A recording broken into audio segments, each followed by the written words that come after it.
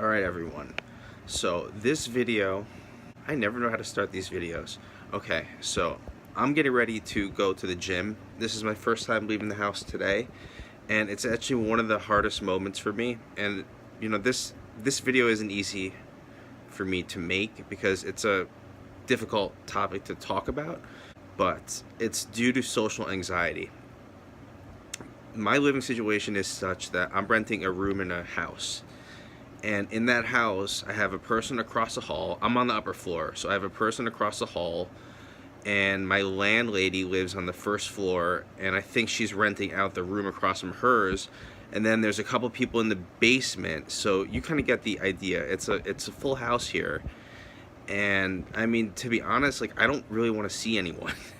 So I kind of just spend as much time in my room as possible, and that's been changing.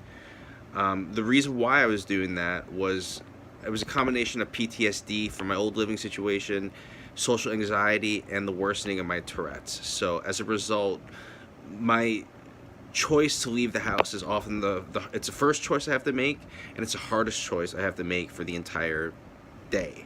So I'm going to film me leaving the house. But the first thing I have to do is shut the room fan off, because I use it as a noise filter. I use it to kind of create my own noise in my room and for privacy, so no one can hear my phone conversations and I don't hear the excess room noise, right? Okay. So I have my jacket on. I'm going to the gym. Do I have my iced coffee? Let me get some iced coffee.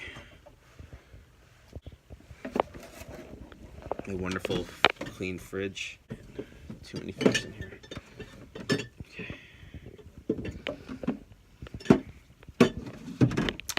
Never leave the house without beverages. Okay. So, got my iced coffee. I almost forgot my gym shorts, but I packed those. So I'm heading out. Oh, wait a minute.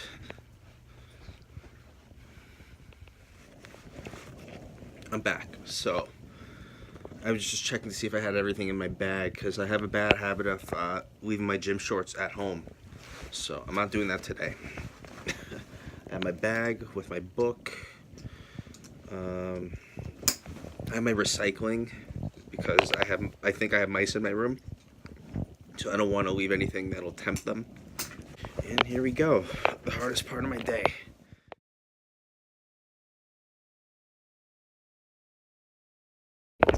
I thought that the camera was filming and it wasn't. So the 7 days of Tourette's has really taken off. I really want to talk this week about social anxiety and mental health. I think that those would be good topics to talk about.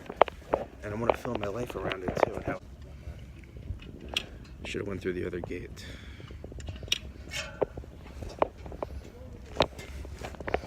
This gate is so hard to fix.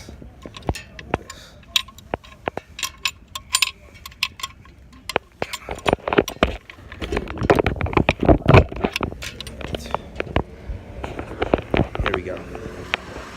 So, social anxiety. It makes it very hard for me to leave my room because I don't have any privacy where I live. So I just kind of stay in my room a lot, which of course isn't really good for my health, but it's a defense mechanism against stress. So I'm hoping by making videos about it and by talking about it, it'll kind of help me process the emotions. Because before I moved here, I was living with an abusive person. So I would I would stay in my room so I wouldn't have to interact with them. So I'm kind of doing that where I am now, even though no one's abusive there. The landlady is difficult sometimes, but nowhere near the level of abuse that I encountered when I was living alone. So it is like PTSD. Like I said earlier on, I definitely want to talk more about mental health in my account now that the 7 days of Tourette's has kind of taken off. And obviously I'm not going to give that project up, but I just want to talk about mental health too, because I forgot about it for whatever reason, probably due to the fact that I was focused so much on Tourette's syndrome. But So yeah, this is why I'm always making videos at the gym, because it's one of the only other places that I spend my time besides therapy. And that's changing, but for now, that's how things are. And it's how things have been for the past year.